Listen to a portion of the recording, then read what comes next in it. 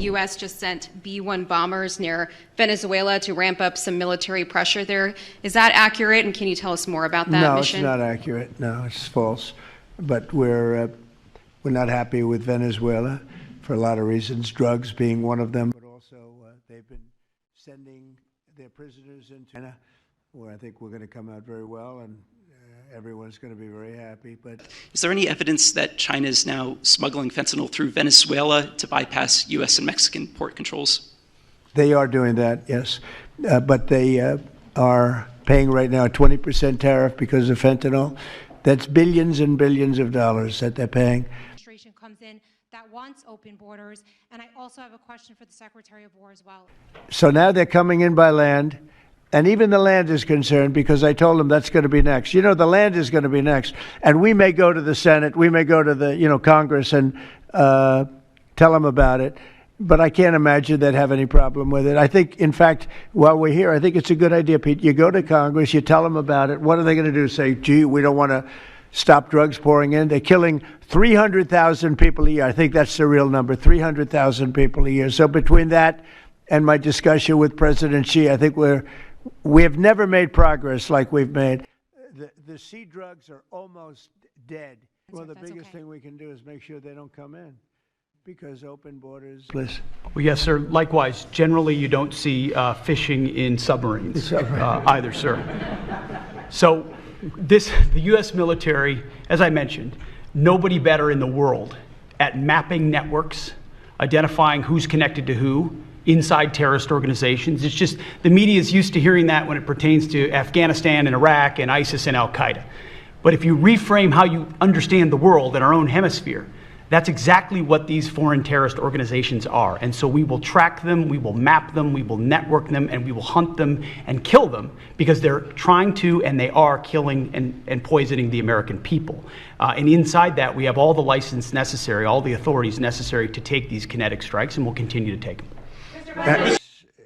They would destroy.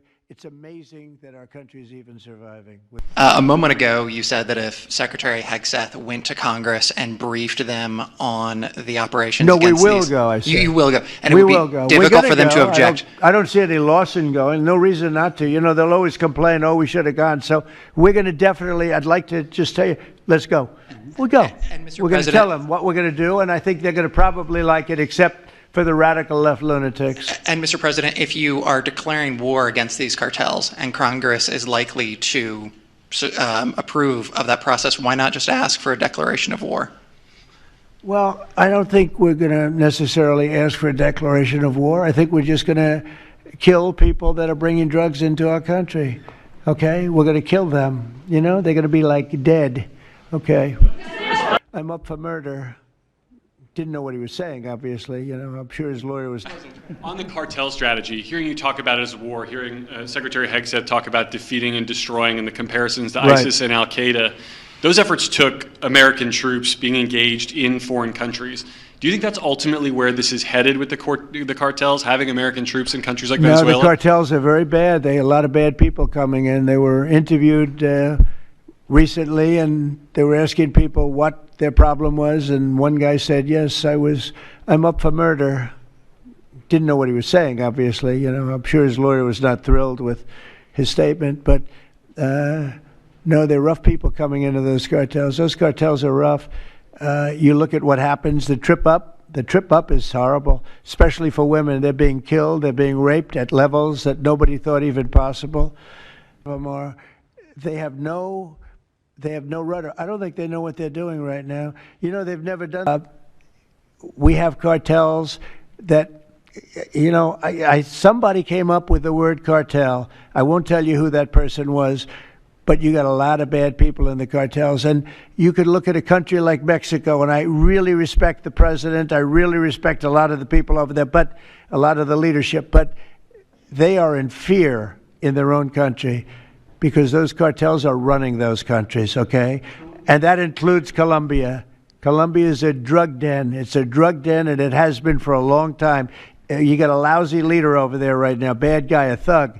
But they make cocaine at levels that we've never seen before, and they sell it back into this, and they're not going to get away with it much longer. We're not going to put up with it much longer. Colombia is very bad. Mexico is run by the cartels. I have great respect for the president, a woman that I think is a tremendous woman. She's a very brave woman. But Mexico is run by the cartels, and we have to defend ourselves from that.